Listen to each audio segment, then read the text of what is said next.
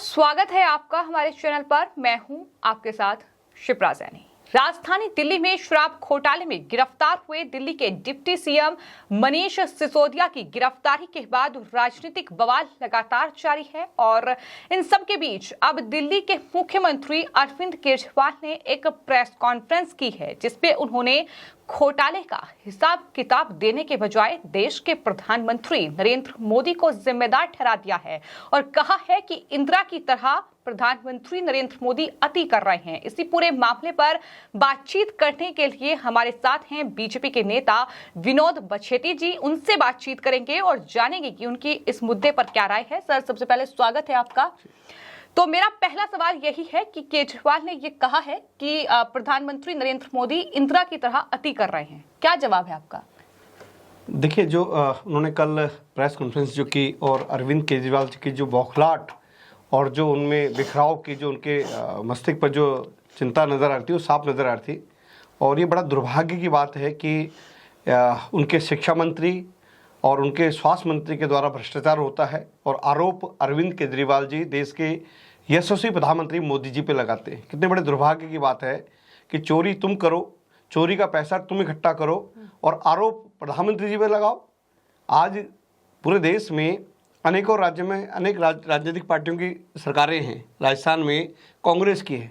बताइए, कांग्रेस के किसी मंत्री के ऊपर कोई ईडी ने, कोई सीबीआई ने कोई छापे हो? भाई, आपने चोरी की है तो आपके लोगों को आपके ऊपर कार्रवाई होगी, आपके ऊपर छापे होंगे, आपको तिहाड़ होगा। तो ये केवल आरोप करना है, लोगों का ध्यान भटकाना है, जिस तरह अरविंद केजरीवाल जी का हमेशा पब्लिक का ध्यान भटकाना और पब्लिक को मतलब गुमराह करना है। तो ये कल केवल गुमराह था और कुछ नहीं। तो क्या वजह है कि जो है प्रधानमंत्री को जिम्मेदार ठहराया जा रहा है बजाय इसके कि घोटालों का हिसाब किताब दें, बजाय इसके कि वो जनता के बीच जाएं और बताएं कि आखिर क्या वजह रही, क्यों घोटाले किए गए। सवाल तो ये भी उठ रहा है कि तमाम मंत्रालय तो मनीष सिसोदिया को दे दिए। तो क्या ये पूरी स्ट्रेटजी थी अरविंद केजरीवाल की? बिल्कुल। देखिए, अरविंद केजरीवाल का अगर शुरू से जब से इनका राजनीतिक पार्टी का इन्होंने गठन किया 2012 से आप उठा के देखिए तो इन्होंने अरविंद केजरीवाल को जहां भी लगा किसी नेता का अगर कद बढ़ता हुआ नजर आया तो उन्होंने अपना आप उनको मतलब संगठन से बाहर कर दिया। आप देखिए, अन्ना हजारे जी जो इस पार्टी का चेहरा थे, जिनके नाम पे भीड़ इकट्ठी होती थी, जिन्होंने ईमानदारी की बात कर करके और मतलब स्वराज की बात करके, लोकपाल की बात करके पूरे देश का जन समूह को संगठन से जोड़ा, है ना। उसके बाद शांति भूषण जी जो इतने बड़े, जिन्होंने देश की आज़ादी की लड़ाई लड़ी, जो कानून मंत्री रहे हो, इमरजेंसी में जो मतलब एक जो इमरजेंसी जिनकी देन थी, मतलब जिन्होंने कि इंदिरा गांधी के टाइम के प्रधानमंत्री, तत्कालीन प्रधानमंत्री इंदिरा गांधी को ये उनके केस इलाहाबाद कोर्ट में लड़के उनको हराया। और उसी तरह ऐसे अनेकों नाम आप देखें, किरण बेदी जी हो, है ना, कुमार विश्वास जी हो, योगेंद्र यादव जी हो, ऐसे अनगिनत बहुत सारे नाम थे जिन्होंने संगठन को खड़ा किया। लेकिन अरविंद केजरीवाल जी ने एक एक करके उनको कहीं बाहर कर दिया। उसी तरह देखिए, सत्येंद्र जैन का इस पार्टी के अंदर एक बड़ा कद बढ़ रहा था तो उनको एक ऐसे मामले में कर दिया, क्योंकि आपको याद होगा कि विधानसभाओं में पिछले एक साल से अरविंद केजरीवाल जी अक्सर कहते हैं जी सत्येंद्र को जेल कर देंगे, सत्येंद्र को जेल कर देंगे। आपको याद हो विधानसभा में 6 महीने पहले अरविंद केजरीवाल ने कहा था कि आप मनीष सिसोदिया को जेल करेंगे। आखिरी क्या भाई, आखिरी ये बात अरविंद केजरीवाल जी को कैसे मालूम कि उनके किस नेता को जेल होने वाली है? और इन्होंने उस नेता से जो ये जो कारनामे किए हैं इनको मालूम है। शराब जो घोटाला हुआ, देखिए असली, देखिए मनीष सिसोदिया तो ठीक है, सिग्नेचर अथॉरिटी है, लेकिन मनीष सिसोदिया जी ने किसके कहने पे किया? आखिर दिल्ली का मुख्यमंत्री जो है वो उनका है। ये सारा जो पैसे का इतना बड़ा जो करोड़ों रुपए का जो इन्होंने घोटाला, शराब घोटाला किया, ये अरविंद केजरीवाल के कहने पे किया। और ये जो गोवा, उत्तर प्रदेश, उत्तराखंड और ये जो अभी हिमाचल में और जो गुजरात में चुनाव हुआ, वहां की फंडिंग कहां से आई? ये वही शराब घोटाला जो दिल्ली में हुआ, हजारों करोड़ रुपए का इन्होंने इनसे रिश्वत ली, इनसे कमीशन ली, वो पैसा इन्होंने लगाया और फंस गया यहाँ मनीष सिसोदिया। लेकिन क्योंकि सिग्नेचर अथॉरिटी, लेकिन अब मनीष, क्योंकि अरविंद केजरीवाल को लगेगा कि कहीं ना कहीं ये मतलब इसमें सबसे बड़ा जो रोल है वो अरविंद केजरीवाल का है। भाई, मुख्यमंत्री, मेन पावर अथॉरिटी तो जो है वो मुख्यमंत्री है। बिना मुख्यमंत्री के कोई भी मंत्री के सर, ये तो लगातार कह रही है आम आदमी पार्टी की ये तो पूरा फर्जी एक केस था जो कि मनीष सिसोदिया पर दर्ज किया गया और उसके तहत बीजेपी का ये काम है कि सिसोदिया की आज गिरफ्तारी हुई है। देखिए, एक दो राजनीतिक पार्टियां आपस में बहस कर सकती है, एक दूसरे पे आरोप लगा सकती है, लेकिन जो सरकारी एजेंसी है, जो आईएएस है, आईपीएस है, जो सरकार, वो लोग बिना प्रूफ के कैसे कर सकते हैं बताइए? वो कह रहे हैं कि अब तो ईडी और सीबीआई पर भी बीजेपी के झंडे लगने वाले हैं। मैं आपको देखो जो इन्होंने जो शराब घोटाला क्या था, देखिए शराब घोटाला ये था कि प्राइवेट इन कंपनियों को जो ब्लैक लिस्टेड कंपनियां थो, इनको इनके अनुकूल इन्होंने इस पॉलिसी को बनाया। पॉलिसी में क्या था? देखिए पॉलिसी में ये था कि दिल्ली में 244 दुकानें थी, कंपनियों ने कहा कि हम आपको ठीक है इतना कमीशन दे देंगे, आप 844 करिए, उनके कहने पे उन्होंने किया। जहां रात को 11 बजे के बाद कहीं भी शराब नहीं परोसी जाती थी किसी होटल रेस्टोरेंट में, इन्होंने 3 बजे का लाइसेंस उनको दे दिया। उसी तरह इन्होंने ये बताइए कि इस तरह से जो दिल्ली में बहुत सारा एक ऐसा एरिया है जहां दुकानें नहीं खुल सकती, जो सुप्रीम कोर्ट की गाइडलाइन है, जैसे धार्मिक स्थल हो गया, मंदिर हो गए, इसको मंदिर मस्जिद हो गया, गुरुद्वारा हो गया, स्कूल हो गया, लेकिन केवल एक एवज में एक मोटी रकम ली और उसके बाद इन्होंने वहां खोल दिया।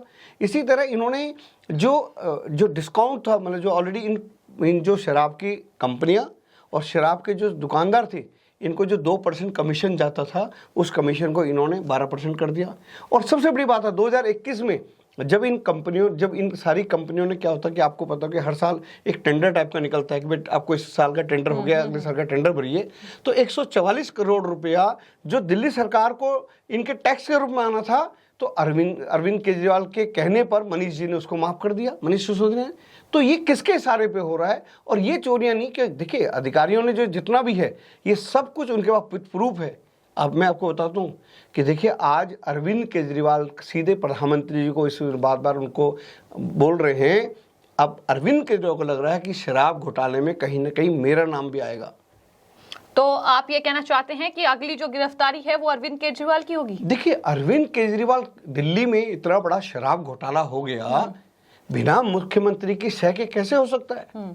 अरविंद केजरीवाल एक ऐसा व्यक्ति है जो किसी को एक एक चीज, दिल्ली में क्या हो रहा है, बिना अरविंद केजरीवाल के आदेश पे, बिना उनके कुछ हो नहीं सकता। तो ये सब कुछ जितना है ये अरविंद केजरीवाल का। और अरविंद केजरीवाल को मैं तो आपके चैनल के माध्यम से कहूंगा कि अरविंद केजरीवाल को नैतिकता के आधार पर अपना इस्तीफा दे देना चाहिए। नहीं तो जिस तरह सर, मेरा एक और सवाल है, वो ये भी कह रहे हैं कि दरअसल ये 2 ऐसे मंत्री थे जिसे देश को जिन पर गर्व है, उन्होंने अपने विभागों में बेस्ट काम किया है और इसलिए उन्हें जेल के अंदर डाल दिया गया। इस पर आपकी क्या? देखिए आप ये बताइए कि देखिए उनका भारतीय जनता पार्टी किसी को फंसा सकती है, लेकिन न्यायपालिका तो बिल्कुल, न्यायपालिका में जो बैठे हैं वो सारे विद प्रूफ ऑलरेडी जजमेंट होती है। आखिरी एक व्यक्ति इनका 8-9 महीने से तिहाड़ जेल में बंद है, उसको जमानत क्यों नहीं हो रही? आज इनका मंत्री के, इनका जो दूसरा शिक्षा मंत्री है इनका, वही इनका शराब मंत्री है। वो जिस तरह से ये लोग बात करते हैं, इन्होंने देखिए इस जिस तरह की बात ये लोग करते हैं, इन्होंने कहा कि नहीं जी, फिर ये बात मनीष सिसोदिया को भी मालूम था। आज जो रिजाइन मनीष सिसोदिया का जो परसों लिया गया, वो रिजाइन 3 दिन पहले लिख लिया था। तो इनको मालूम है कि हमारी चोरियां पकड़ी गई, ज़्यादा दिन तक हम लोग नहीं चल पाएंगे और कैसे न कैसे हम लोग भाजपा को बदनाम करें, हम लोग मोदी जी को बदनाम करें। और अब तक क्योंकि दिल्ली की जनता समझ गई है। देखिए आज लोकपाल की बात की थी, आज 8 साल हो गए लोकपाल नहीं हुआ। स्वराज की बात करते हैं, स्वराज की बात नहीं करती। लेकिन ये लोग कट्टर ईमानदारी की बात करते थे। मुझे लगता है कि पूरे देश में अगर कोई सबसे ज्यादा भ्रष्ट पार्टी है तो आम आदमी पार्टी है और इनका मुखिया अरविंद केजरीवाल। जैसे ना कहते हैं अली बाबा 40 चोर, तो ये तो पूरा एक चोरों का गैंग है जिन्होंने पूरी दिल्ली बेच के खा गए लोग। और पंजाब में आप देख रहे हो किस तरह खालिस्तानकार, किस तरह इनके विधायक आए दिन जेलों में जा रहे हैं। तो ये तो बिल्कुल इन्होंने सरकार का, जनता का विश्वास जीत करके उनके विश्वासघात इन्होंने किया। आप कह रहे हैं कि वो कट्टर भ्रष्ट आदमी हैं, आप कह रहे हैं कि वो लोकपाल की बात करके, स्वराज की बात करके आए, लेकिन आम आदमी पार्टी के जो राष्ट्रीय संयोजक हैं केजरीवाल, वो तो ये कह रहे हैं कि आम आदमी पार्टी की आंधी चल रही है और वो रुकने वाली नहीं है। देखिए आंधी तो गुजरात में भी इनकी खूब चली, आंधी तो हिमाचल में भी खूब चली, आंधी तो इनकी उत्तर प्रदेश में भी खूब चली, आंधी तो उत्तराखंड में भी खूब चली। और आंधी का नतीजा देखिए, इनके धीमे धीमे इन पार्टियों को वहां से सफाया हो गया। आज उत्तर प्रदेश में कोई इनका नाम लेने वाला नहीं है। अरविंद केजरीवाल जी से मैं इतना ही कहूंगा आपके चैनल के माध्यम से कि देखिए कब तक झूठ बोलेंगे, कब तक लोगों को इस तरह से आप गुमराह करेंगे। आपने लोगों को, दिल्ली की जनता को कहा मुफ्त का पानी, अरे आप पानी तो पहुंच नहीं पाए, आपने घर में शराब की बोतलें पहुंचा दी। आपने घर के घर, देखिए आप पूछिए कि उन्होंने कहा कि देखिए उस दिन मैं मनीष सिसोदिया का मैं देख रहा था कि मनीष सिसोदिया राजघाट पे आदरणीय गांधी जी की समाधि पे गए अरे तुम लोगों ने तो जहां राष्ट्रपिता महात्मा गांधी जी को, जिनको हम लोग पूछते, आपने सारे सरकारी कार्यालयों से महात्मा गांधी जी की फोटो हटा दी, और जब मुसीबत आई तो आप वहां माथा टेकने चले गए। आप भगत सिंह की बात करते हो कि भगत सिंह के वंश से हम लोग, अरे भगत सिंह जी ने देश के लिए अपने जान निछावर कर दिए। आप लोग शराब की चोरी में पकड़े गए हो, आप शराब माफिया हो, उस तरह से आप उन भगत सिंह से अपने नाम की तुलना। आप डॉक्टर भीमराव अंबेडकर जी की बात है, डॉक्टर साहब ने देश का संविधान बनाया है, आप वोट के लिए डॉक्टर साहब का नाम खराब न करें, आप उनका नाम का उपयोग ना करें।